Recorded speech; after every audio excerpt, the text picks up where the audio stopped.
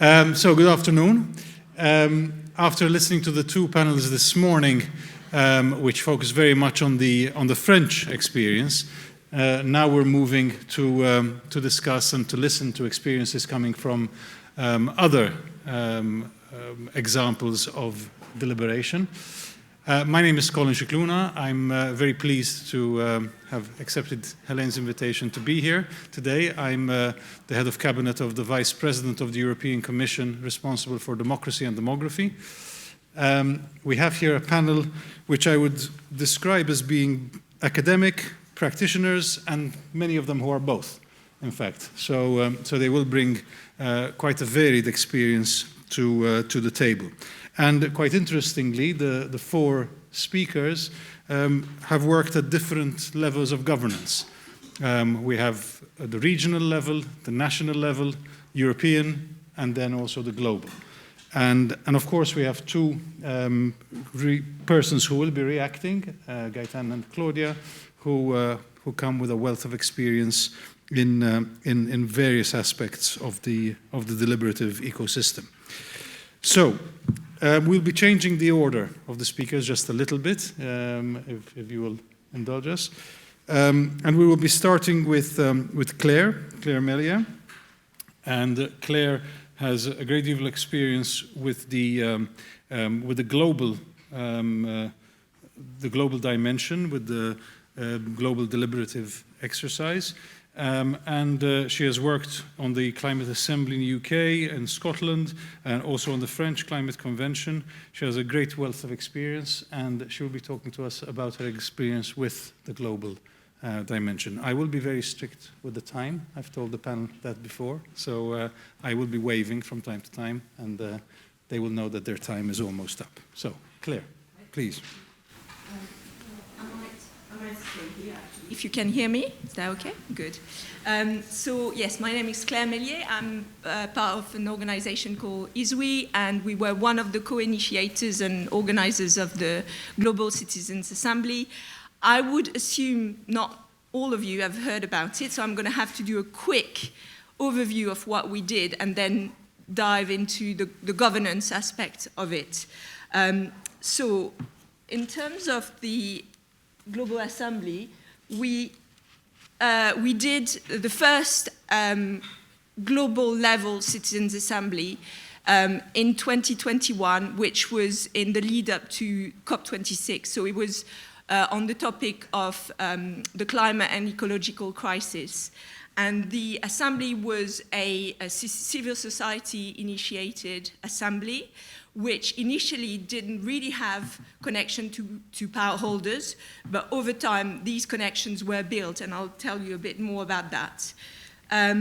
We had three dimensions to the development of the assembly. We had what we call a core assembly, which was basically the citizens' assembly model taken to the global level through a sortition process, which used NASA data set, population density data set, and you can see the 100 points there from where the 100 assembly members came from.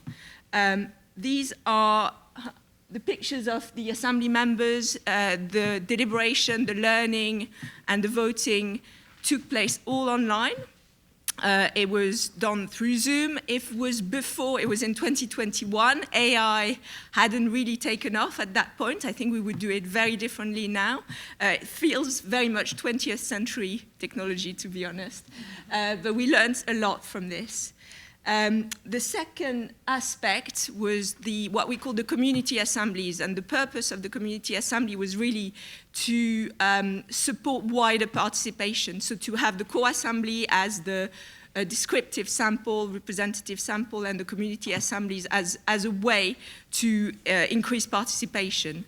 And again, we learned from that and the relationship between the core and the community assemblies and how that could be done differently next time. And the third aspect was what we call the cultural wave, which was aiming at taking the concept of deliberation and the topics of the climate ecological crisis into popular culture through engagement with cultural figures, cultural artists, but also people in communities doing arts. So as I said initially, the Assembly was not connected to any institutions, but by the time the Assembly started, we got the backing from Antonio Guterres. So it was a really interesting, for me, a learning in terms of governance and how actually a claimed space can create these dynamics of power and how you build power. So in a way, someone said this morning, power doesn't get given to you, you take power. And I feel that in a way, that's what we try to do with the Global Assembly. So what I want to do now is look at the governance of the Global Assembly, and what we're learning is informed by four different elements. There was the report from the Global Assembly that is published and available online. There was the formal evaluation, which was led by Professor Nicole Curato and 16 academics from various areas of expertise, so a really rich picture. And the third element is coming from GLOCAN, which is a newly created network called the Global Citizens Assembly Network, which is led by Nicole Curato, which is now informing the work we're doing going forward. So the evaluation was looking back, and GLOCAN is looking forward. And the fourth aspect is informed by some research we're doing at ISWI with the UN Foundation and other organizations, which is looking at how could we create a permanent global assembly connected to the UN, but this is raising a lot of questions. What does institutionalization of a global assembly look like in a complex ecosystem at the global level? Where would it have impact? Where's the power? So this is what we're grappling with at the moment. So in terms of governance, and that's why I'm really interested in hearing your feedback, I approach governance in two ways: the internal aspect, and in a way it's quite close to Jean-Michel Fourniau's approach to governance, which I'm talking about the structure and the processes. So in a way, it's about the bodies and the other term you used this morning, Jean-Michel, which I forgot. But anyway, that's a very similar approach to internal governance. And then the second element is what I call external governance. So what are the external factors that impact the assembly? So it's this ecosystem I was talking about. So where would a global assembly fit in the global governance ecosystem? So that's my starting point, and I elaborate a lot more about that in the paper, which is available on Dropbox. And one of the tools that I found really helpful personally to look at governance is to think about it through the lens of John Gaventer's Power Cube, which is looking at three aspects of power and how you look at power. One being the forms of power, which can be visible, invisible, hidden. The other one, which is about the spaces, so claimed, created, or closed spaces. And the third aspect is obviously the different levels, global, local, national. And I do think that a lot of the attention, especially in Europe, around Citizens' Assembly has been really around the assumption that you need a mandate. So it's often invited spaces that I think have been happening in Europe. But actually, more and more, and because of the work we're doing with social movements, particularly in the UK, I think we're trying to think about deliberative democracy as a claimed space. So I'm really interested in that and hearing people with perspective, particularly of social movement theories, and how that can inform deliberative practice, because I think we are at a bit of a turning point in terms of the institutionalization and how some social movements feel like these processes are actually being co-opted and actually are maintaining the status quo rather than looking at transformative change. So, and very practically, this is what I realized with the Global Assembly, is that the governance, which I called sometimes the black box, is where some of the critical decisions are actually made that impact the process and the outcome. And I think I will just give you one example, which was with the Knowledge and Wisdom Committee of the Global Assembly, to make it real. So there were 3 bodies that informed the governance of the Global Assembly, and one of them was the Knowledge and Wisdom Committee, which had indigenous wisdom keepers, part of it, some academics which were looking at degrowth and political economy and criticism of capitalism. And then we had a chair who was Professor Bob Watson, former chair of the IPCC and former chair of ISPS, so with really very strong kind of credentials. And I was supporting, facilitating the meeting of the Knowledge and Wisdom Committee. And what I realized is that some of the committee members were pushing for looking at controversies and really going for the really difficult topic of degrowth and the political economy and critics of capitalism.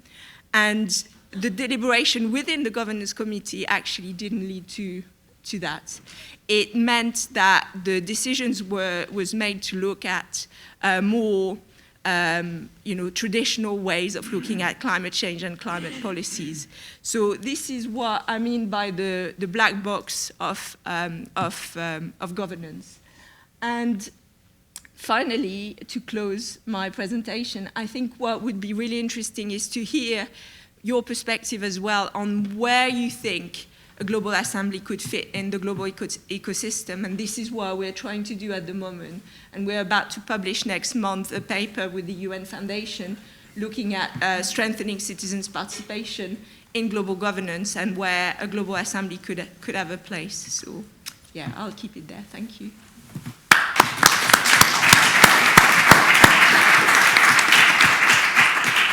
Thank you. Thank you very much, Claire, especially for keeping well within the time.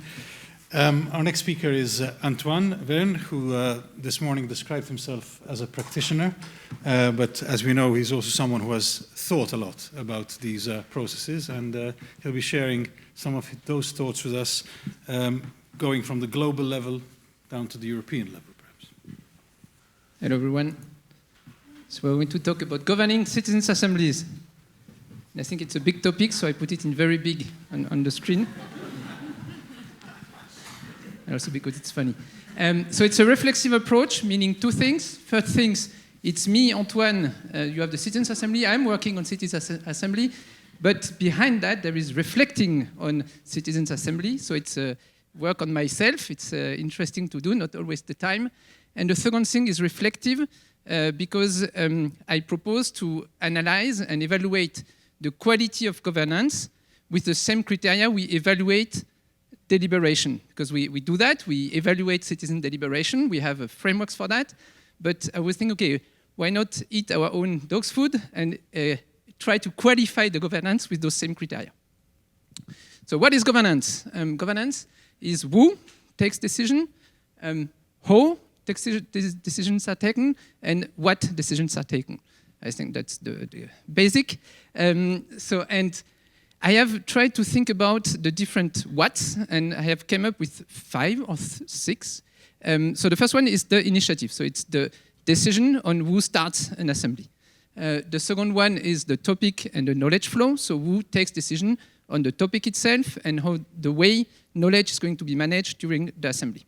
The third one is decisions about the sortition, so the random selection, how the criteria are defined, how it is run, and what happens with the people that come there. The next one is about the process, so it's the number of sessions, the number of days, that kind of, if you have votes or not, so that's the discussion from this morning, how the votes are going to be held, and that kind of thing. The output is the decisions on the connection to decision making. So how do we connect the results of the assembly with decision making? And the last one is governance, of course. So that's because you have to take a decision on governance through governance, and of course you can never stop, but that's why I put it here.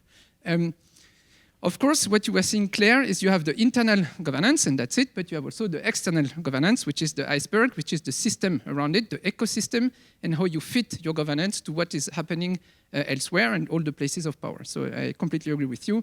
We have to think both, but it's important to think both, but also to talk about the internal one and the connection to external one. What is quality? So we have governance, now we have quality. Quality for me are four main things. It's inclusion, so the number of people that are included in the process. So how good is a process to include the people in governance? So how inclusive is governance? How deliberative governance is? So how good the discussion leading to decision is? And do we hold to our deliberative standards when we talk about governance? The third one is relevance. So how good is it connected with decision making? How efficient it is, the governance? And how, oh, that's the in picture, or you can put it, the four ones. And the fairness is the last one, so how transparent and sustainable governance is. And I'm really happy I want to show this one, because normally when I present quality criteria of deliberation, I present those pictures. And the one in the bottom, you recognize it. It's not far from here, because it's a town hall meeting in New England, and the first time I'm that near from New England, so I have to show it. Okay, quality finally means I want it. I'm a politician, I want that, because I understand, because it's a high quality process. I'm a citizen, I want to participate.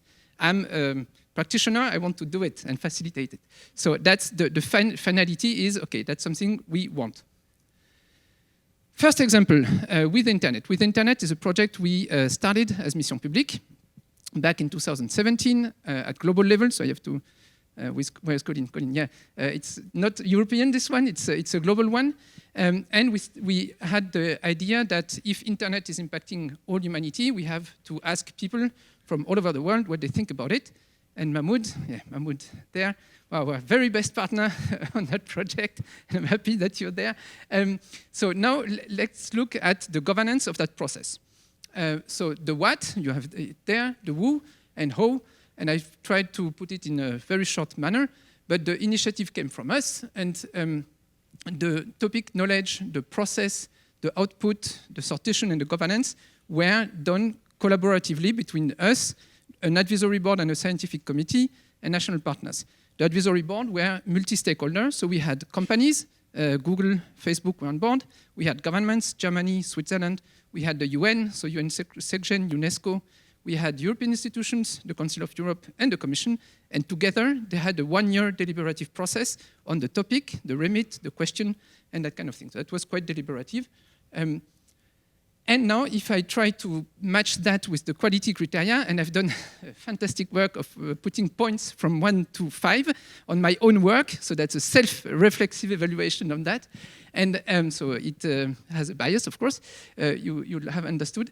But it was not bad, I think, in terms of deliberation, because the full process of the remit was very deliberative, took us a year to do it, and I think that was quite a good thing. But of course, if you look at the impact or the relevance and the inclusion, it was not that inclusive because citizens were not part of it, and even our national partners were not part of it at the beginning, which we learned after. Okay, example number 2, European Citizens Panel. So those were run last year, 3 of them, and here I have tried to do the same. So we have the 5 dimensions, and here I have to look at Gaëtane and Colin to see how they are going to react to my analysis. And I hope I don't say too many stupidities, but the initiative was taken by the European Commission, DG Communication and the topic DG. The topic and knowledge, and you see who was in charge of taking the decision and how decisions were taken, and it gives us something interesting, which is very high relevance because it's within the Commission, work done for the Commission. So in terms of governance on how you connect input and output, it's very strong. But for example, in terms of inclusion, it's less strong because it's within the Commission and it's led by the Commission, which is also okay, you will see later. And now the last one, the Conference on the Future of Europe, which was, okay, that's a way you can picture it, but we're going to have the focus on the both that are on the lower side, which is the Executive Board and the Joint Presidency, which were the main places of governance, together with something called the Secretariat, which was in between, and where Gaëtane had played a very important role. But here again, so how can we analyze that governance and its quality? So the initiative came from the three institutions. It was a lot of political negotiation, so not a very deliberative process, or maybe yes at the end, I don't know. But if you look at the picture again, quite relevant, not very inclusive, and that's a way I propose we could think together about evaluating governance. So I don't go too much. And for the future, I will stop there. It's how do we do that in the future? And I show you that, because I think that's what German, you know the German word for that? So it's the eierlegende Wollmilchsau. It's one word, and it does mean it's an egg, milk, and wool-producing pig. So that's something that everyone wants, of course, but you can't have it. It's the 5, and you can't have it. But maybe there are a couple of ways we can try to improve governance. And I stop here because it's for the second part.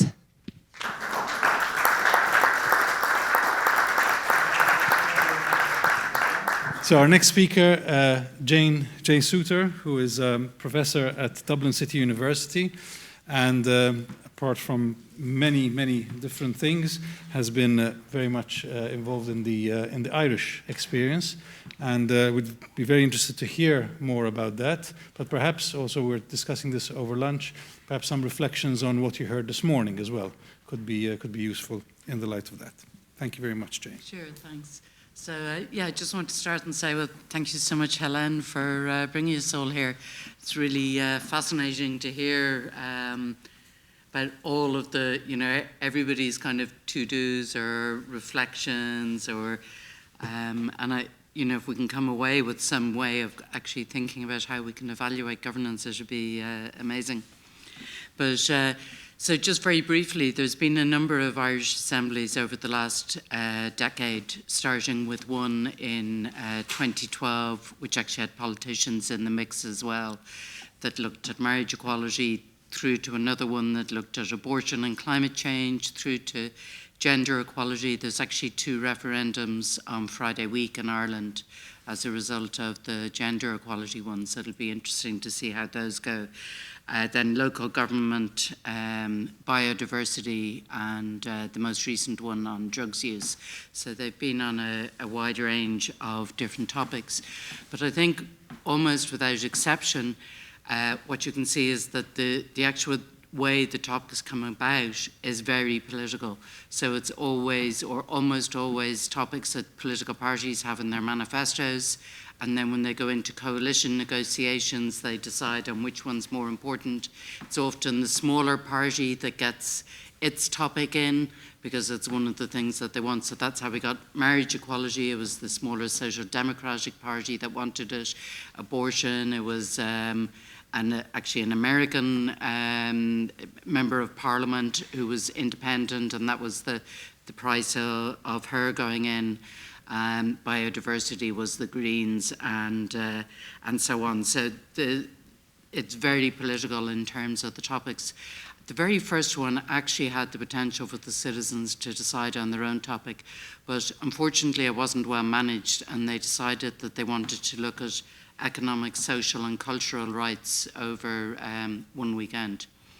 So this was actually impossible, and of course the recommendations, you couldn't possibly, there was no depth to them, and so after that then people said, oh, you can't ask the citizens because they'll just ask for the impossible. So that's something that there's people kind of trying to work on to see if there's some way of having some sort of bottom-up way, which I think Christine will talk about later. And then the specific terms of reference for each of them are set in the Parliament. So again, it's very political, like what exactly is going to be looked at and how it's going to be run. And then the chair is appointed by the Prime Minister. So again, very political appointment. And that chair also chairs the meetings. So they have the potential to call on different people and decide how it goes. So again, it's very different to kind of the British and the European model, where, it might even be somebody like Antoine who's doing that. And then the Secretariat comes from the Prime Minister's department. They are independently seconded to somewhere else, but nonetheless, that's the the environment where they have where they've grown up, if you like. Then there's an advisory group of usually subject matter experts and only one deliberative expert. So I think Ireland could really learn from the French model of governance, of actually having, you know, a proper governance committee in there where there's a lot more than sort of one deliberative expert, where you're really trying to think about that.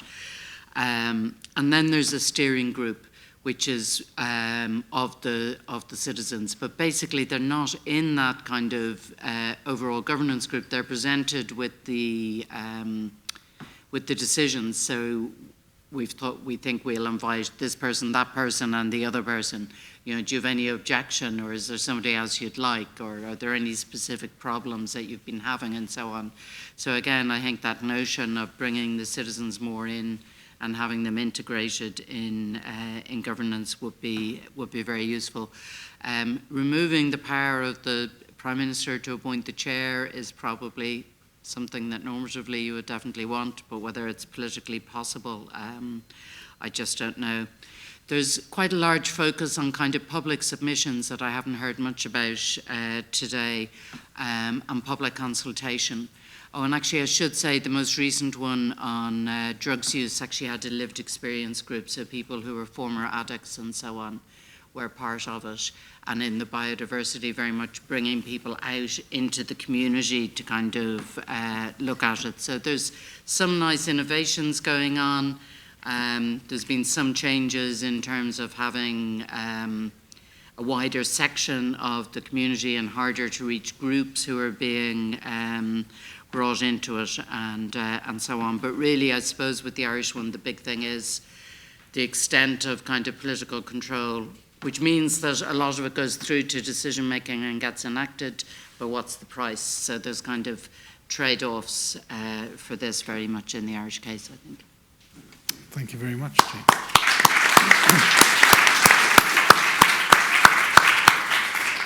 And to complete this first round, we have Min Reuchamps from Belgium, who will speak to us about the regional experience.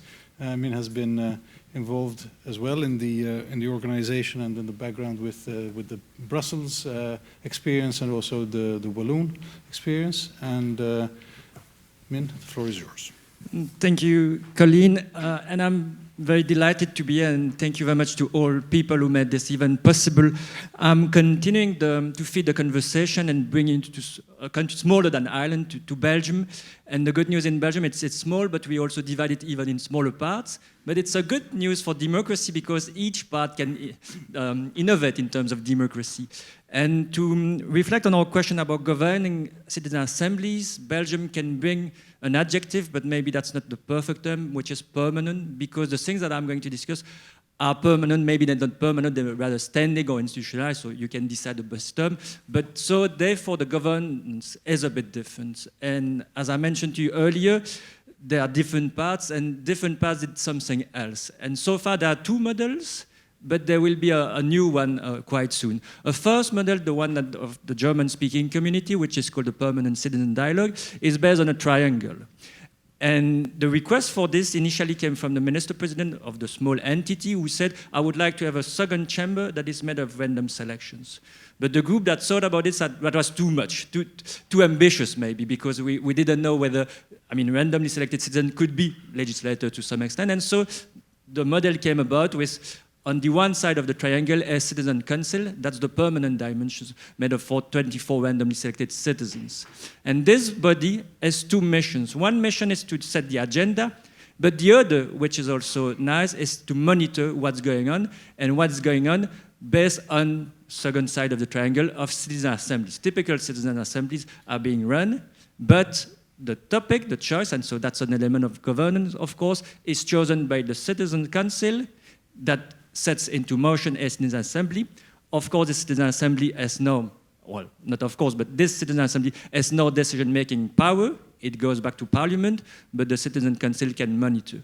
And the last side of the triangle is important, of course, in terms of governing. It's a permanent secretariat.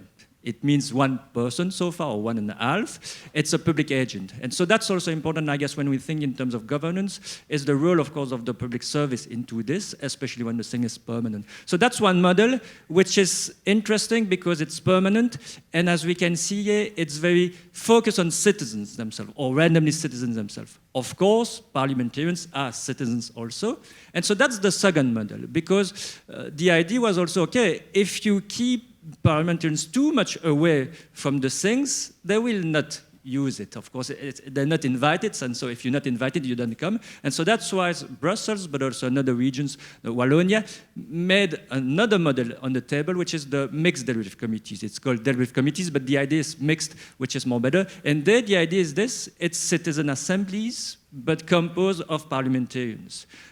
Because the idea there is that these people who are actually going to make the final decisions, it should be better that they are being involved. So that's the deliberative committees. In terms of the governance, of course, in that purpose, citizens has less power, or randomly selected has less power, because they have to cohabitate with parliamentarians. But in terms of the follow-up, maybe it's better. And so as you can feel, and this is where the new model will come about, is that on the one hand you have something which is exclusively based on citizens, whereas the link with parliaments may become too late, and on the other hand, with the deliberative committees, the link with parliaments may become too early. And therefore, the Walloon region, which is the second largest region in Belgium, it sets a first deliberative committee, because it has the same law as in Brussels, and this first deliberative committee had the mission to think whether the region should actually replicate the German-speaking model. And what has been proposed on Sunday is that there will be, again, a triangle to some extent, and the first element of the triangle, whereas in the German-speaking community it's citizen only, the permanent things, this one will be mixed.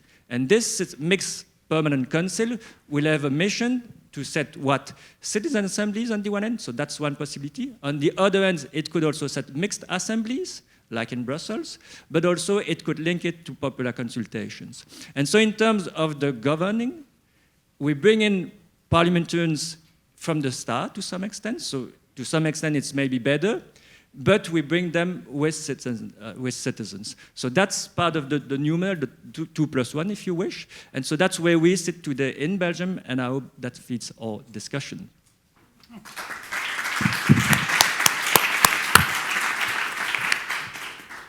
Thank you, Min. I didn't even have to stand up to indicate that your time was coming to an end. So that was the first round, and now we have the two reactions. First, I'd like to give the floor to Claudia Chwalisz. Claudia has been involved for a number of years in various aspects of deliberative democracy, most recently with the OECD, and now with Democracy Next. Claudia. Great, yeah, thanks, Colin.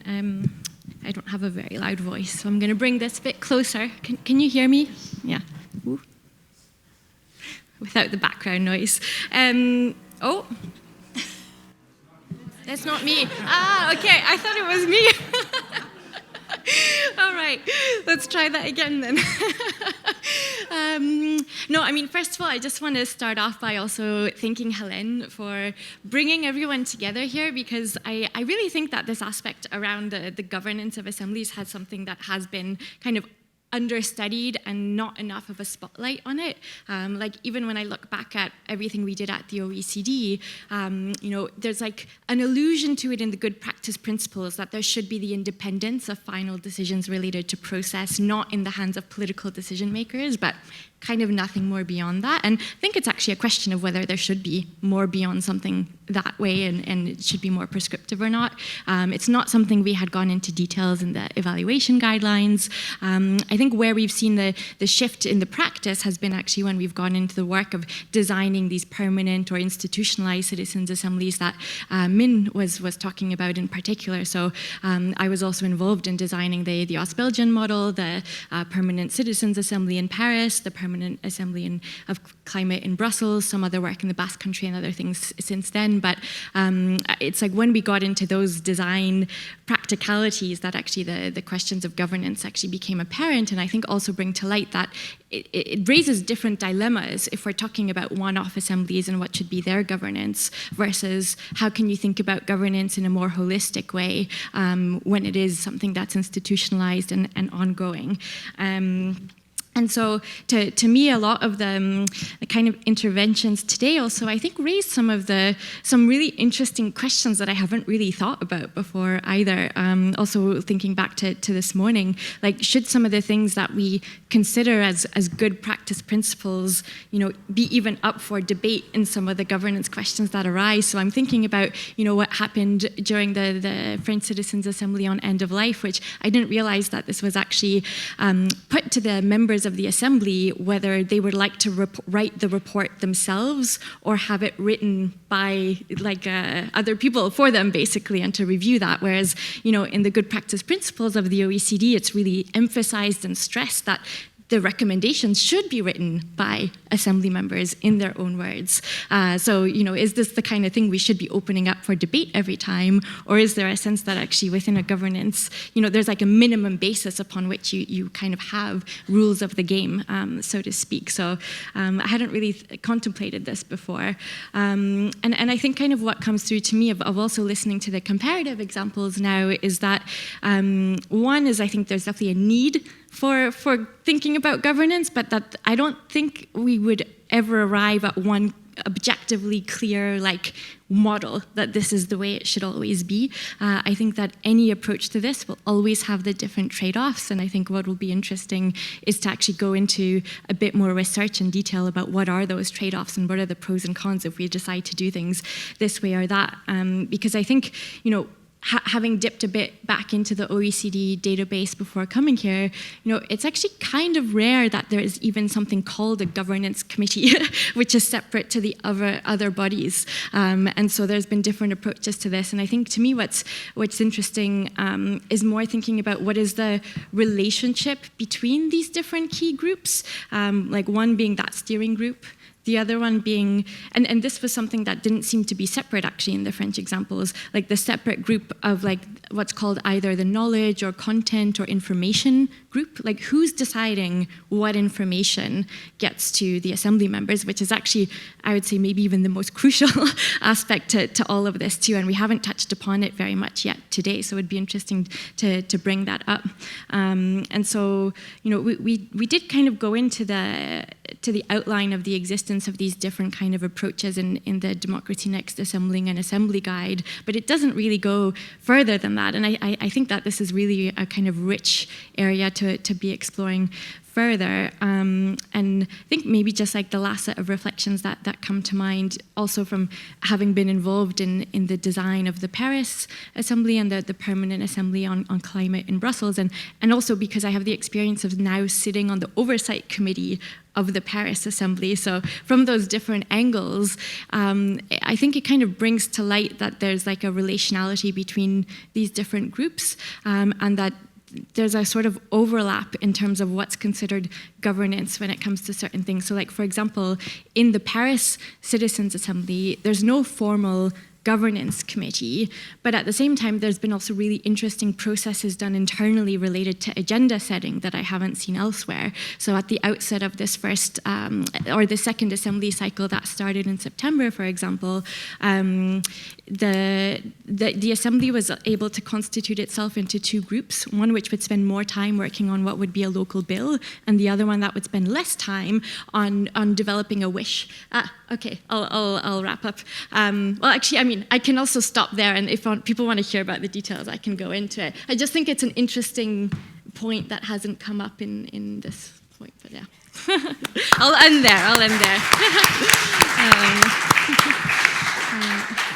Thank you very much. There will be opportunities to come back. So, and now, last but certainly not least, my dear friend and colleague Gaëtane, Ricard-Nihoul, who was involved with the early French assemblies, but we worked very closely together on the Conference on the Future of Europe, and she's now working on the follow-up. Gaëtane, the floor is yours. Yes. So now I'm scared because I have to keep the time, and I had 3 points to share with you. I hope I will go to the third one, but if I don't, I'm sure I will have an opportunity to go back to it. I wanted to start also by thanking very much Hélène, of course, but for this, but for also bringing to the table the experiences of the Conference of the Future of Europe or Global Assembly that have been done at transnational level, because it's really an element that I think we need to bring in our democracy. If you want to empower citizens, we know that many decisions now are taken beyond the national level, and it's important they have a say there as well. Second element, and these are not my 3 points, they are introductory points, that I wanted to specify maybe that when we talk here, I have a feeling we are really talking about a specific type of citizen assembly as well, which is one that is made for public policy making. I'm thinking that, of course, there is a whole range of other discussion we could have about the method being used in general in other areas, including, I see now the private sector getting interested in that. And so for public policy making, I think there's a very strong element that we need to take into account, that whichever way we want to do this, there will always be a tension between the will we have to embed it properly in the policy-making process so that it has, as Jane was putting it in her paper, output legitimacy, or Antoine, the relevance of the process. There will be always a tension between this embeddedness and this idea that it should be an independent process and citizen-led process. And I think I heard and read in your different papers that relevance is key. So we really, and relevance means that whichever way you want to do it, you need to involve strongly policymakers, because if you don't, then they will not use the results. And this is the experience that we've had, and it's important to keep that in mind. And when I use the word policymakers because I put there both the political sector and the administrative sector, and I think that these are not the same, and they don't have necessarily the same role. And we see in the different models that we hear that sometimes political is more present, sometimes it's more maybe the administration. Why their involvement is very important is not only for the follow-up, but also because I think one of the important elements also of this citizen assembly is to reduce the distance between policymakers and the citizens, and which is a major issue we have also in our democracy. So we know we have this tension, so what we need to do is really, I think, work more and research more on what we mean by independence. And this is something I have found in the different experiences that we have, that sometimes independence is not always defined in the same way by different people. We tend to consider independence as being independence from politicians. But our democracies suffer from different issues as well, like the influence of lobby, the influence of some very strong stakeholders with a lot of economic power. So we also need to take that into account when we think about independence. And so, for example, it's important when we think about the knowledge committee, for example. It's not only about the governance, also who is there, and I will go back to that because I think they have a very strong role. And I wanted just to say also, talking about independence, and we mentioned a lot this morning, and now again, a possible autonomous role for citizens to be brought in, and I think we are trying to do that more and more in the European model. But I wanted to say something that wasn't said, I think, before, is that sure, it's good that they're involved, and it's good that they take control of many things, but my experience is that also citizens see as a sign of respect that you actually invest a lot on good organization as well. They don't want also that everything is messy and then they have to decide on everything. And I think it was this morning, I can't remember the citizen who said that, his name, but it's a matter of equality as well, making sure that everyone has the same space and the same role. So that was my first point. My second point, I think that I want to speak a bit more about what I commented on now in the Knowledge Committee and this notion of knowledge flow and knowledge management and the role of experts. And I would like to be a bit provocative there, but I sometimes think that we concentrate too much on power where in the initiative and the remit, where actually, if we really look at, but where is the power in a citizen assembly? For me, the power is really on who bring content to the process. For me, this is where the power lies, really. And so we have to be much more attentive at the expert side of citizen assemblies. Not concentrate so much on, this politician is trying to influence, etc. This will happen, of course, I'm not naive, but somehow the politicians are the bad guys, and then suddenly the experts arrive and they are the gods. You know, and I think there is a problem there, and so we need to reflect also about who are the experts, how they are chosen. I know we are already doing it, but we don't necessarily put that in an issue of governance, where for me it is also an issue of governance. And I'm going to go fast because I see the timekeeper. And then my third point was about something that I don't think we have mentioned much until now. It's also the issue of governance after the citizen assembly. I think it was a bit mentioned as well, but so how do we organize and govern this moment where the deliberative democracy and participation goes into the representative democracy? There are many models, but this is so key so that we have the relevance we were mentioning before. I also think that there should be more reflection on the implementation phase, because even when we arrive at a policy decision being taken on the basis of recommendations, what happened with the implementations? Can we imagine also citizen assembly looking also at implementation? And finally, my last point, it was the element of connecting, if we want these to have an impact and be relevant, it was all this idea also that the word was never mentioned, really. I think it's communication around the citizen assembly, which are really key to be inclusive. And I think one of the, and I'm making the link with the discussion perhaps of tomorrow on artificial intelligence, but one of the area that we are using more and more to connect the mini public with the wider public are the online platforms. Then I think the more we will be connecting online participation with our citizen assembly, bring also the question of the governance of these online tools. And I stop here.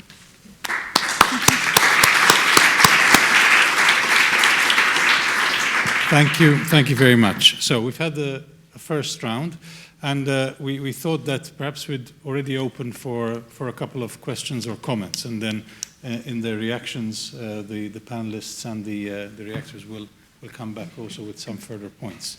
Please, the gentleman in the front. Yes, Colin from University of Liverpool. Right, thank you very much. Colin Irwin from University of Liverpool.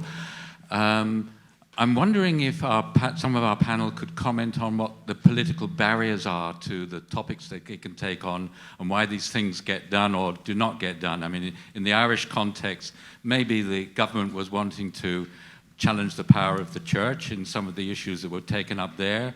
And in the global example, we were looking at climate change, but we're certainly not looking at world peace, which is probably as important. So I'm wondering if anyone would like to, you must be thinking about the political barriers that you have to deal with and how you might overcome them. Thank you very much.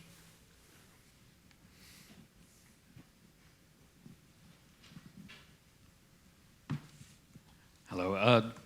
Damir Kapijic, Harvard University and University of Sarajevo.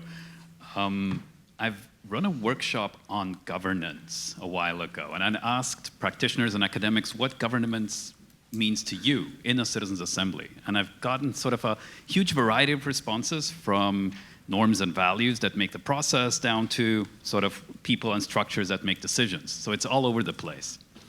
But what we came down to in this sort of discussion after that was trying to identify principles that should always be included in governance. So I'm going to ask you, what would be the one or two principles that you would want to include in governance of citizens' assemblies? One more. Here at the front. Here at the front. Thank you. Thanks. Dimitri Courant, Harvard University. It's going to be very brief. What about the how of the who, to take Antoine's point, which is, that was touched on by some people, but we put so much emphasis of random selection, criteria, diversification, opinion, demographics, blah, blah, blah, of the citizens. But then there is so few evidence, even for researchers that study the assembly, of how the experts, the facilitator, the governance committee, the experts at the jury group, how those people were selected, who was not selected, who was considered. So that if you have reflection on that for all of the panelists, thanks. Thank you very much. I think those questions, but also the issue, some of the issues that were raised by the panelists themselves could feed into the second round. I would start with anyone want to volunteer? If not, I would volunteer. Min, perhaps would you like to come in first?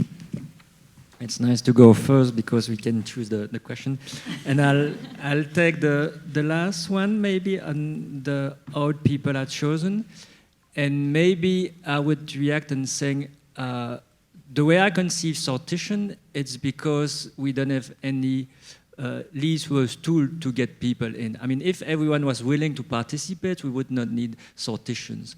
And therefore, I'm not seeing sortition as an ideal. And therefore, I would not contend that we should actually randomly select facilitators, experts, and governing bodies, because we could think of this.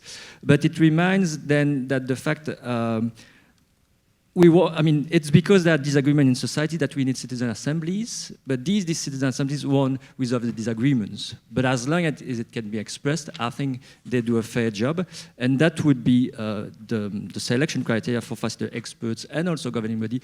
Do we have this diversity that we make sure that there are disagreements? Of course, when we say this, we put some pressure on the process, but I guess that's the democratic process. Much. Jane, would you like to have a go? Okay, well, I'll answer Colin's question because I think it was kind of partly directed to me. So one we've looked at is because the topics are usually chosen by elites in some way, for us, the ones that seem to be chosen that work are either ones that are resolving kind of inter-party differences, so in coalitions, where two different parties have different priorities, and then they can ask the question of the citizens and that will help them solve it. Or there are ones where there's kind of intra-party differences, so where it's a larger sort of catch-all party which maybe has urban and rural wings, or conservative and progressive, and again it helps them to get over that. And in particular areas where there's very heavy lobbying, because if you're so, for example, in Ireland, things related to agriculture, they would often put, because there would have been a lot of money from farmers' organisations and so on, lobbying about climate targets or about biodiversity and so on. And so it gives protection to politicians to be able to say, well, the citizens have recommended something. So it kind of gives them protection against lobbyists in some ways. And then the other thing from recent interviews that some of the people in our group have done is that politicians tend to like things that are going to attract the media. And they often only really know what is happening within a citizen assembly to the extent that it's reported in the media. So they newsworthy kind of topics that journalists are likely to cover are also ones that are likely to get their attention. So something kind of technocratic that isn't salient and that isn't solving any differences, isn't solving any gaps, would be very difficult to get on the agenda. I guess everybody's in favour of world peace. So how do you actually decide, like, what's the actual salient question there where people have differences that they need to overcome? Well, perhaps if you're an arms manufacturer, you're not well. necessarily. That's perhaps a different question. Antoine, I know you'd like to respond, but you also have a few other thoughts to share with us. Yes, that's true, but maybe to respond. So on the topic, I think there is a big difference between the assemblies that are started by civil society and the one that are started by a commissioning body. And by a commissioning body, be it private or public. So for example, if you take Meta and the first community forum they have done, it was on rules for the private spaces in the metaverse. So something they've been struggling with internally, so it was of their interest to do it. And for the commission, I know that the principle is, okay, there is a policy in the pipeline, and we ask citizens on it. So that's, I would say, one way of choosing the topic. And the other one, when it's civil society lead, it's a bit different, I think. So if I take the Assembly on Democracy in Germany a couple of years ago, the combination was it's an important topic in Germany, plus you have foundations that are willing to pay for it. And I think the two of them were the defining factor. As we decided to go for internet in 2017, also we had 3 factors. The first one was that there was a system of governance existing at global level called the Internet Governance Forum, which was already opened and multi-stakeholder. So we were thinking that's a very good place to put such an innovation in governance because they're already aware of it. While when you look at climate negotiation, in 2015, it was a wall. We had very much difficulties to enter that space of negotiation. So we were thinking, okay, internet is very different, so maybe we will have more impact there. The second was the topic, because of course we are all impacted, so we were thinking, okay, a global process should be on something global. We had the good idea, our first idea was on migrations, because there was a pact at the UN that was being prepared at that time, and we were thinking, very nice impact, if you can impact the UN compact on migrations. But the third factor, which was financing, we were thinking about, okay, there is no chance anyone is going to pay for a global citizens dialogue on migrations. And indeed, we tried, we had nothing, so we went for internet, because we were thinking maybe there is a capacity, people interested around disinformation, around artificial intelligence to pay for it. So these were the 3 factors, I think, that led to that. Thank you very much. Claire. Well, I'm wondering if when we talk about what the topic can be addressed, it goes back to this idea of the power mapping. So for instance, at the global level, and that's what we're trying to do at the moment, is that who sets the agenda? And it was fascinating to hear Antonio Guterres, for instance, before the UN General Assembly in September last year, in a very candid interview saying, obviously I've got no power. So if we're thinking about a Global Citizens Assembly connected to the UN, is that really going to make a difference and have an impact? So this is why, with the Global Assembly, we're thinking in terms of a theory of change that is actually looking at the deliberative system in a way. Jane Mansbridge maybe talks about it, or John Dryzek, which is bringing different aspects of how you make change happen. So not expecting that actually potentially an institution or a visible power holder will make the change. And one example that we've been working with supporting recently is in Armenia. So it's the process called the Convention of the Future Armenian, which is a civil society initiated process, which has built an affiliation network, which is taking the recommendation forwards completely independently from government, because they don't put any hope in the Armenian government. And so I think there's for me, that's where we're seeing seeds of where we can think about power mapping in a different way, how change happens, looking at culture and how you support actually the public to engage with this and not expect that all change will come from power holders, because we know they have, constraints to deal with. Thank you very much. Claudia, would you like to comment? Yeah, sure. I mean, maybe I'll speak a bit to Damir's question, which I don't think anyone has picked up on too much yet. I think it's a hard one in some ways, but I also realize as I'm thinking about what are the 1 or 2 principles that relate to governance, I actually think back to like what's in the OECD principles, and nothing that ends up being more prescriptive than that in some ways. So around the kind of ensuring, well, maybe the only next step is really related to something that Gaëtane also touched on, related to the information phase, because there's an emphasis on a breadth and a depth and variety of information. But I think who is choosing that information has been a bit of a neglected aspect of things. And I mean, we've seen examples where it ends up being chosen entirely by those in the public administration. There have been cases where the political side intervenes and said, oh no, that expert is not coming. The person from the union is not allowed to come.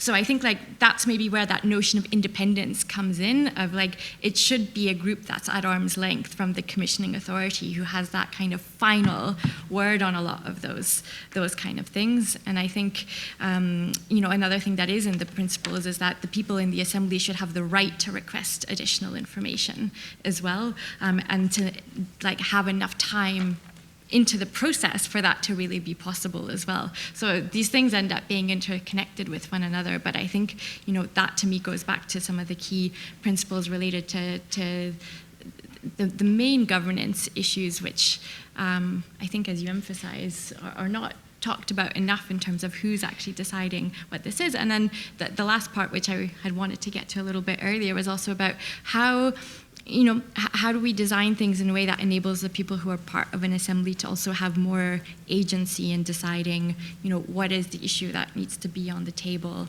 in the first place, as well. So having some form of ability to either question the framing of a mandate or remit, or to be deciding what it should be otherwise. So it's maybe a little bit more than one or two, but I think those to me feel like some of the key aspects to emphasize. Thank you very much. And Gaëtane?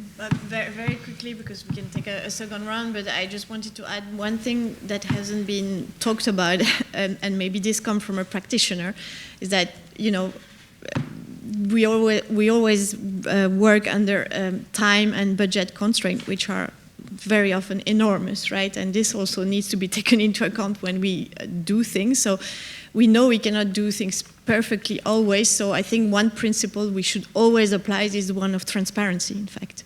I think it's probably so.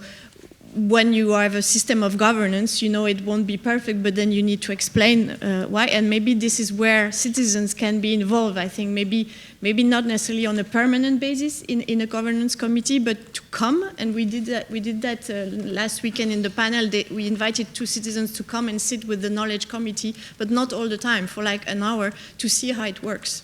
And maybe this is enough. You don't necessarily need to have them permanently, because we have the problem of inequalities that was mentioned. But at least be transparent and involve and explain would be a key principle for me. Thank you. Thank you very much. So we're going to go to another round through the panel, the directors. I think I'll start with Antoine this time. Now, from input?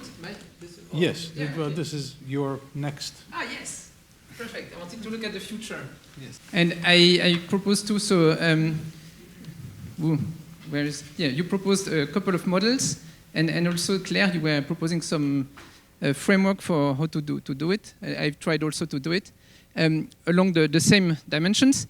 And we were talking about the independence, and for me there is one thing which I think works, is the multi-stakeholder model. So you have tried it in the CESE, in the first assembly, having the different interests represented in the governing body, and I think that's key. That's very important, and for this we can really, really be inspired by what the Internet Governance Forum is doing. They have a very nice process of a body with 64 persons from all over the world, from different stakeholder groups, and they are in charge. The only thing they do is prepare the program of the yearly Global Internet Governance Forum. So they are a multi-stakeholder secretariat in charge of defining the topics, of defining the program of a week of deliberation, which is taking place every year. So I think that's very interesting as a basic principle, and we should look at what they do, because they have 15 years of experience with that, and that works pretty well. And then in that model, it's still a commissioning body, I think, because that's very interesting to have. But you see that the information, what you were saying, Gaëtane, how we choose the knowledge and the information, that should be a multi-stakeholder group. So not independent, but knowing, okay, there is no independence, there is different stakes, and we take that into account. We are transparent about it. We know who is sitting in that committee and how they are working. And here we did a good experience with the internet. That phase of defining the remit, the information materials, the questions, and the program of the day was all done by consensus from that multi-stakeholder group. That took us a year of work, but then at the end you had something that was a very high buy-in from all actors and very high transparency. And I think that can be very interesting. Okay, so that's for one model. And the other one is, if we look in 50 years in the future, we could go to that model of global decentralized governance. And here I look at Elisa. Where's Elisa? Elisa, it's our moment. We are going to talk about something which is not governance, but a governance infrastructure. So how do we create the foundation for anyone to activate such a process? So it's a level deeper of what could we do in order to allow anyone to activate such an assembly, be it a public body, be it a private body, be it an association, at all levels in the world. And that's the proposition. It's in the paper, so you can read it. But interesting here, maybe, for me, is the sortation level. That's one of the biggest innovation. It's a public ledger, which is based on a blockchain where you have private identities that are anonymous, and anyone can use it. So there is not the problem of control of the information on citizens. I think that can be a very interesting innovation. The other one is the multi-stakeholder model. I already talked about it. And the last one is the one on the coalition of action. Because I think when we, in the future, governments, and that's already the case, are not the only one to be able to take action. If I look at the recommendations of the Climate Assembly in France, I mean, most of them could also be done by companies or by civil society or by political parties. So it's the goal for me, and there is a very good model of that in the SDG 14, which is the SDG on oceans, which is based on coalition of actions. And these are each year, or each second year, there is a global conference, and actors from different sectors come together and they discuss during a week on common actions they are going to take to advance SDG 14. So now if we imagine once a year, we have a forum where people come together and say, okay, recommendation number 14 of the Assembly is very interesting, we want to do it. And that's what we are trying in Germany at the moment with the Citizens Assembly on learning and schools with a German foundation where we exactly did that. We gathered 60 stakeholders from administration, from the private and public sector, and they decided which of the recommendations they would try to advance as a coalition. And that works pretty well, and I think that's a very interesting model. Okay, I stop here. There are other innovations we could do. I didn't think I was that. Was it in time? It was perfect. Okay. No, wait, but shortly. No, because we need to zoom out also. So I did this one. I'm very proud of that one. It took me half an hour. But what I want to say, and that's important relative to the people here in the room, is that everything is a question of biographies and of diffusion of social innovation. Because the people in that room, you can be sure that they all have a contact with one of those innovations. And if you look back at 2010 and the German National Sea and Climate, it was very interesting. And one of the innovations at that time was that all draft recommendations were sent to the Potsdam Institute for Climate for fact-checking. That was very good. They came back, they evaluated. And that is an idea that I brought to the French Citizens Assembly, saying, wow, we should do that for the French Citizens Assembly. And it was transformed and became the expert group and the observers. And that, again, was inspiring for the Conference on the Future of Europe and the thinking about, okay, how do we do knowledge in those processes? And that inspired the okay, so all those influences, I think that's, in terms of research, very interesting to do a history of innovation, of how that diffused and how we talk about it.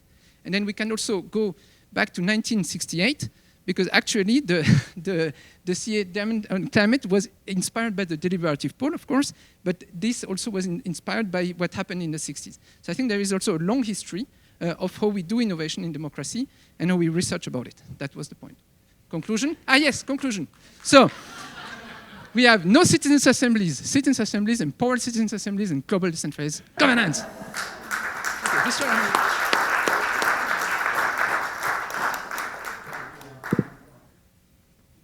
Still 3 minutes. But a lot of food for thought, so thank you very much for that. And I'm wondering if somebody else from the panel would like to volunteer to react to that or to share some further reflections. Jane, go ahead. Yeah, well, I'd actually be interested in more questions from the floor as well. But I thought earlier one of the most interesting ones was actually Miguel. and having a look at it, like really amazing for an undergraduate project as well. So like, you know, yeah, I thought that was something special. But that whole thing about kind of institutionalizing opinion, I think if that's happening, that's something that we need to think about very carefully. And I think it probably interacts with some of the stuff that Chloe was talking about in terms of voting and, you know, when you actually get people to vote and when you get them to actually state what their preferences are. Like in Ireland, because we don't have mission publique or involve these, you know, there isn't the same. The facilitators are literally just facilitating at the tables. But one of the rules is that there's no voting until the last weekend, and there's a whole day which is just the citizens deciding on what they're going to vote on the final day. But leading up to that, it's just shows of hands. Very brief, you know, just, would you like to hear more about this, oh yeah, or that? And, you know, just getting an impression of what people would like to do rather than making anything explicit or having any explicit groups where you actually know that somebody is in favor of it, you know, doing something about the end of life or in favor of the status quo. I guess this comes because we started with quite contentious, polarizing subjects like abortion and marriage equality and things, and you know, people didn't want to make their preferences explicit. But reflecting on it, I think that kind of accidental way of doing it is actually quite useful, because you're much freer to change your mind if you've never even stated in a survey what your mind was in the first place. You know, but if you've stated in a survey weekend after weekend after weekend what your view is, it's much harder to change your mind or to say that you have. So I think we really need to think about, you know, the extent to which we force people to make their preferences explicit before the kind of final moment. Thank you very much. Gaëtane, I think you wanted to... No, I was suggesting that we take more questions. Yeah? Maybe. Okay. So, please. Yes. Yeah. Thank you. So I was just going to suggest another way into this question, which is within the public administration, when it's issuing ordinances and decrees and regulations. It's a major issue in the US where we actually require public participation if people want to, completely voluntary and very biased toward people with money. But it's I was glad to hear you mentioning the bureaucracy, because another dimension, which I haven't heard you talking about, but maybe some of you work on this, is, all right, the bureaucracy has the power to make regulations under statutes that leave space for the bureaucracy to operate.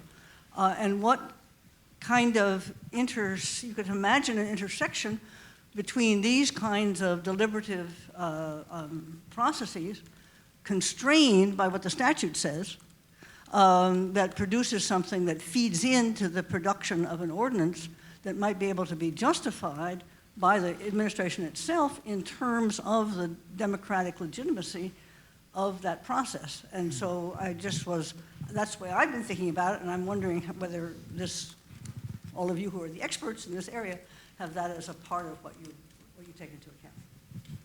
Thank you. I'd actually be tempted to try to answer that myself, but I won't. Please. I would like to commend Gaëtane to have raised the issue of lobbying, which seems to me very important and ignored so far. So imagine for a second we have a citizen assembly deciding about the future of healthcare in the United States.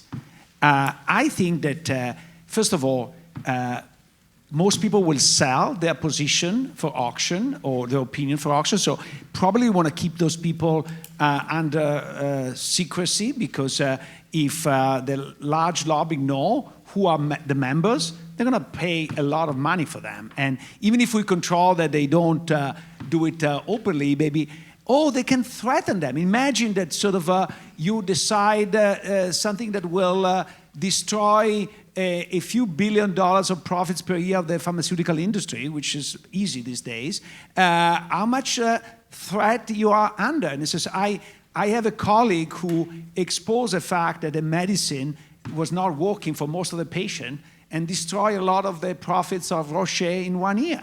And she was afraid to go to conferences afterward. And we're talking about sort of experts. And so I think that my question is, in my view, and I'm a biased view, but my view, one of the biggest problems in the current democracy is the power of lobbying. And I've not heard how citizen assemblies can overcome this in an effective way. Thank you very much.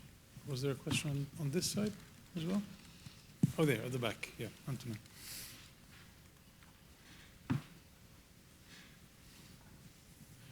Hi, thank you. Antoine, Yale University. So my question is mostly for Claire, but then it would be interesting to hear what others have to say too.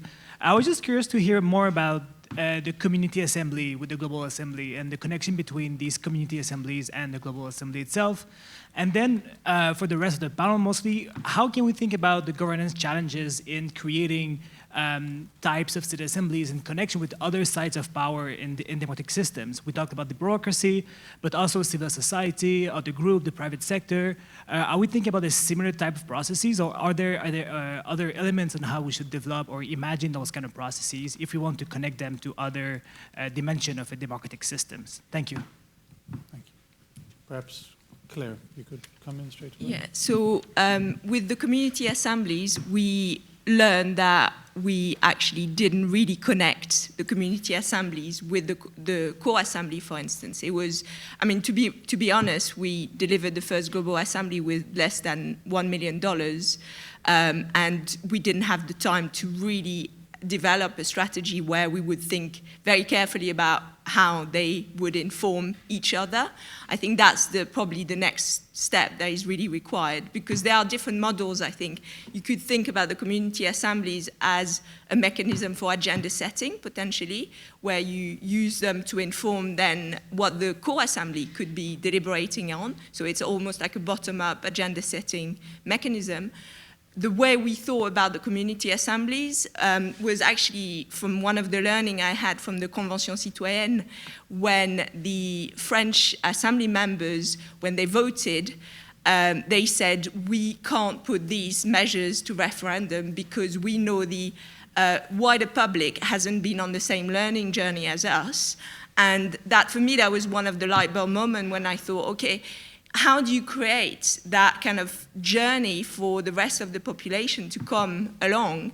So in a way, the way we designed the community assemblies with the Global Assembly was based on that premise. But it was not at the scale we were hoping. It was only 1,400 people. It was, 42 countries, 13 languages. There was diversity, but I think there's a lot more we can do. So I'm interested in exploring that, actually. What's the purpose of wider participatory processes in connection to the mini public? Would anyone like to have a go at the lobby question? Let's start with Jane. Okay. Yeah, so I think with the lobbying, the thing is that it needs to be really explicit. But one of the reasons that were given in the beginning for the Irish assemblies was explicitly to overcome lobbying. So it was in areas where politicians were highly lobbied.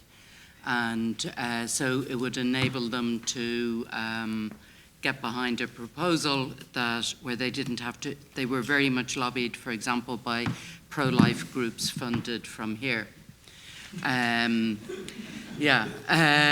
So it very much allowed it to do that. And then the way that the kind of expertise was set up in terms of delivering the information was that there were experts who could either speak on both sides, on the one hand and on the other, or had an explicit position, in which case they were balanced by an expert with another one. But then there was the interest groups, which, if you like, almost are lobbyists. So, for example, on abortion, you would have had a long table like this, And at this end, you would have had Amnesty International. And at the other end, the Knights of Columbanus, who are from the, a particular sect of the Catholic Church. So the idea was these are all lobbyists about this. They're all interest groups in some way about this. And then you would have people with lived experience. So from, who've had personal experience of the issue. And the same would have been true of climate change. And on the one hand, with the lobbyists, you would have had Greenpeace, and at the other end, the Irish Farmers Association. And in Scotland, they would have done pretty much the same. The oil producers would have been there explicitly as lobbyists for climate, but so too would XR. So it's about being explicit about who is a lobbyist, and that they're there and they're experts, even if they are scientists. If they're paid for by those lobbyists, then they are lobbyists. Claudia?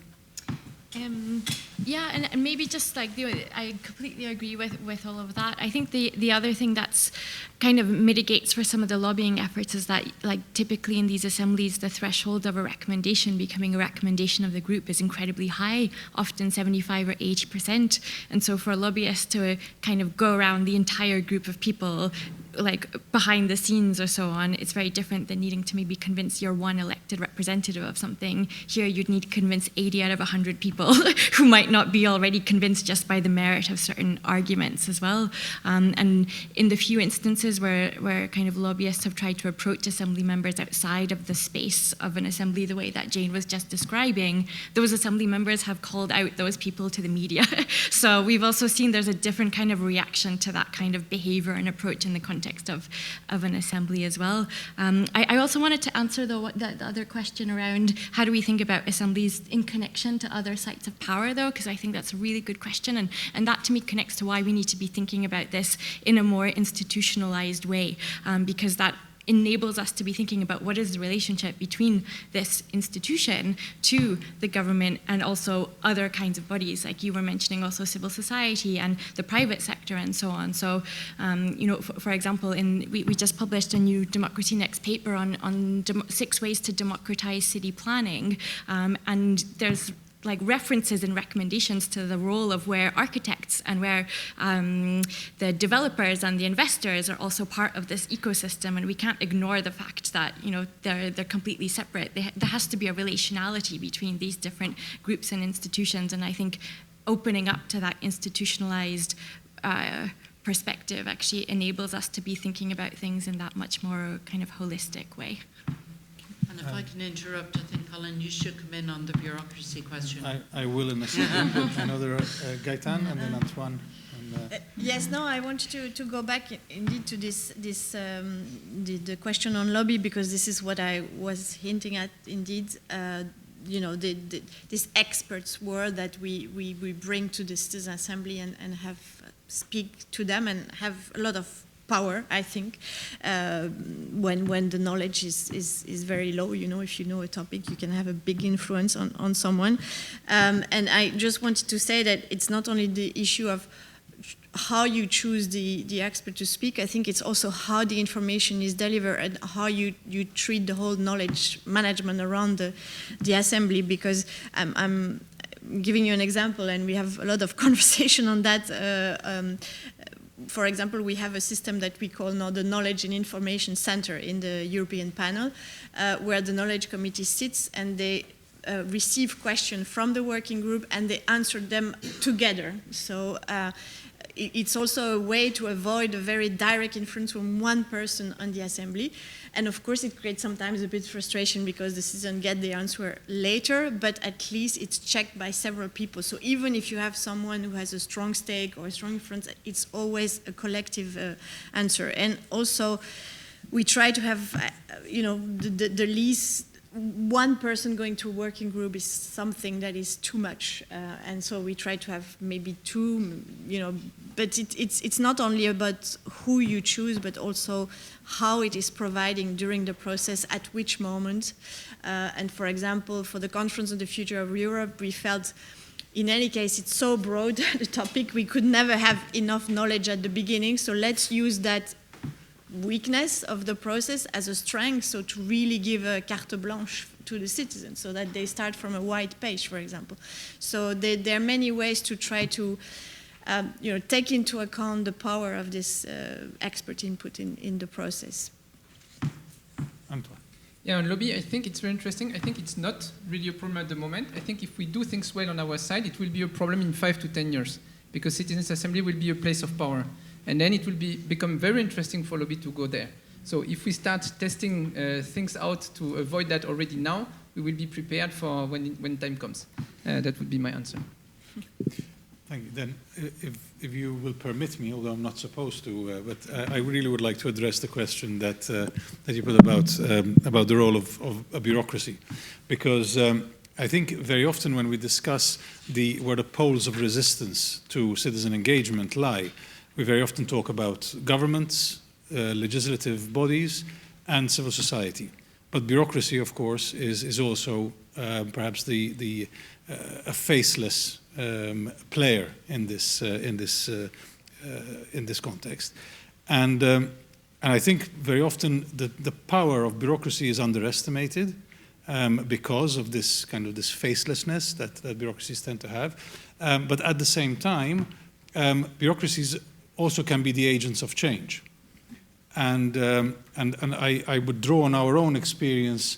For instance, with the Conference on the Future of Europe, where there was a great deal of resistance from within the system towards this kind of innovative approach. So we, civil servants ourselves, ended up being practitioners, activists, because we were kind of evangelizing on this new method, but also acting as a guerrilla in a way, a mole on the inside, trying to change systems that for such a long time had been entrenched and done in a particular way.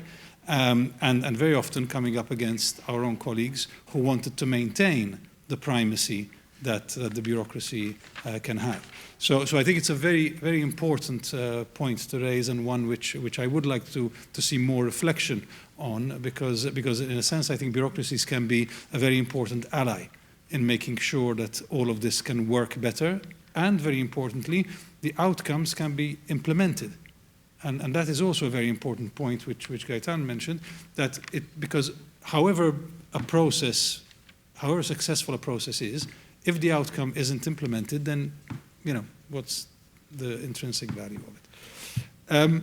We have a few more minutes left, and I realize that Min has been very generous towards everybody else and has used up the least time. Shall we ask for another question, perhaps, and then give the floor to you? Anyone else? I can't believe it, a room full of academics and brains, and very well, okay. I have a very, very open question then for Min, coming from the same country. What do you think of all these? What's your view on the potentialities of these permanent citizens' assemblies in Brussels, in the Communauté Germanophone, and what's your critique of it? What's your impact? I know there has been a new collective edited volume on the impact of democratic innovations, but in Belgium, how do you see it happening with the little power that they would have in the federated communities, and what would be your critique of it? Thank you. We have another one there, in the green shirt. Hi, Forrest Sparks with the CUNY Climate Justice Hub and the Assembly Project. I'm curious about, we're designing a process right now that has, the idea is actually to build a bit on the deliberative committees model. We're actually including some administration, potentially local politicians, as a small part of who would be in the process, partially to help bring awareness to the actual process and then also help for the implementation of change.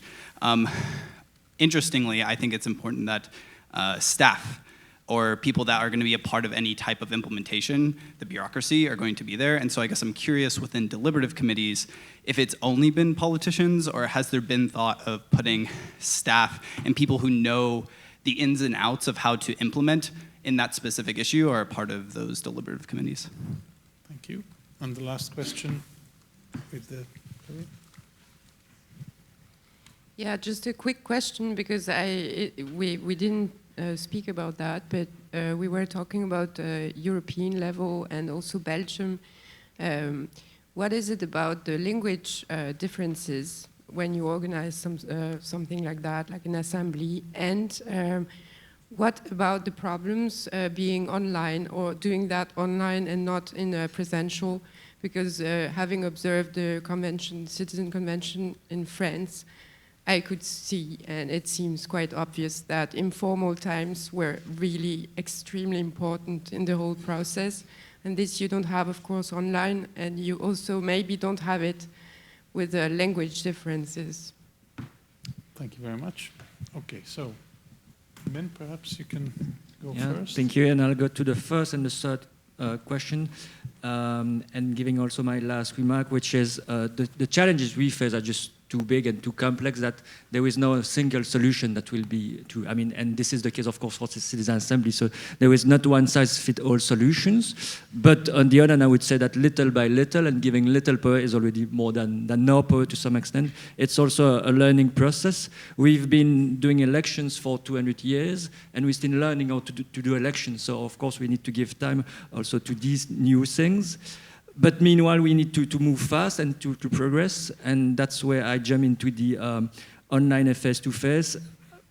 I, of course, fully feel that the face-to-face would be the ideal, but we should be using online, and that's going for tomorrow and the day after tomorrow. We should also be using intelligence artificial. So all tools that are available, we should use them, and that relates also to the question of language. Language, but more generic culture is a difficult barrier, and of course we need to take that into account. And if there are some tools that can help and have good deliberation online in the multilingual settings, we should embrace them. But in the meantime, we should also make sure that people speaking the same language meet face-to-face to some extent. So it's very much a multiple solutions that I would argue for. Thank you very much. Would anyone like to go for the second question? Antoine? Maybe Gaëtane, you want to talk about the second session of the panels, what they are done? But I'm sorry, I did not get the second question, so I guess using online tools. Ah, that was not the second question. No, that was the third question. Okay. No, the third question will come to the multilingual and the... Yes, on the multilingual... yeah, sorry. I know, I was going to say what the second question is. Okay. Yeah, there was the question, the impact of multilingualism and online tools, right? Online session. So for us, the multilingualism is really a part of the diversity, and actually we're very proud of it, because when we started, some people told us you'll never manage. At the EU level, we have 24 languages, and we do all the plenary in 24 languages, and all the working groups of the European panel are in 4 or 5 languages on average. So, but I wanted to say that it actually brings something very interesting, because it gives a bit of a slower pace to the discussion, and so the very respectful dialogue that you usually have in an assembly, you have it even more, because people need the time to listen to the translation, and I think it gives a very interesting pace to the deliberation. And for the online, well, it's like Min, we all much prefer face-to-face, because it's key, and the socialization around the assembly is so essential. So, but we do in the European Citizen Panel, we do the middle one. So we have 3 weekends, and we do the middle one online. So we think that's okay, because they have the first one to get to know each other, and the third one to finalize together. And the middle one now, we are using now a 3D platform. So we've started it because we had a panel on virtual words. And so we actually created a virtual word, and we are doing that now for each panel. And so it's actually quite playful as well. You create an avatar and you go around, and so it brings something fun to it's not only just I'm seeing someone on screen, I'm also participating in something, and they can talk to each other, they can video conference each other in the virtual world, and in all languages. We have made it also in 24 languages. So. Claudia, you wanted to come in on that second question? Yeah, I'll come in on the second question. Also, just like off the back of what you said now, I think there's the challenge with the hybrid if we're staying committed to the democratic principles too. I mean, think back to one of the examples during COVID when we designed a hybrid assembly in a region of Spain, and 10 people selected by lottery didn't have a computer at home.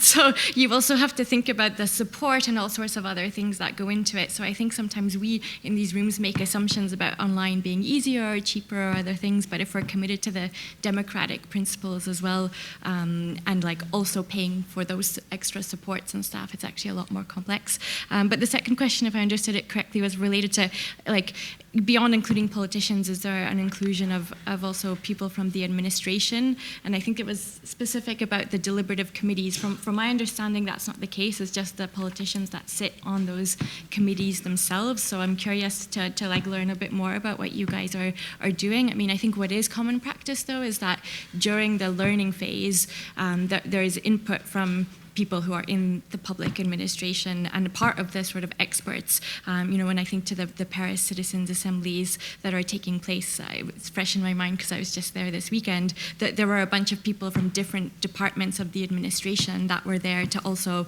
provide inputs and answer questions. And I think the big challenge in these assemblies when they're being designed though is how do you keep people's like imagination to what could be possible within this realms though of what is also feasible technically, because the people from the public administration tend to come in with a lot of inputs about what they're already doing, what's possible, and I think tend to narrow the scope of what people are coming up with in their imagination. So obviously things need to be realistic, but I think that's one of those things. There's not like a hard line of like to what extent are they involved or not. You need them involved, but I think there's always that challenge of mitigating that they're not closing down the imagination of what else could be possible beyond what's already been tried. So, yeah. So I'd like to thank all 6 speakers and give a round of applause.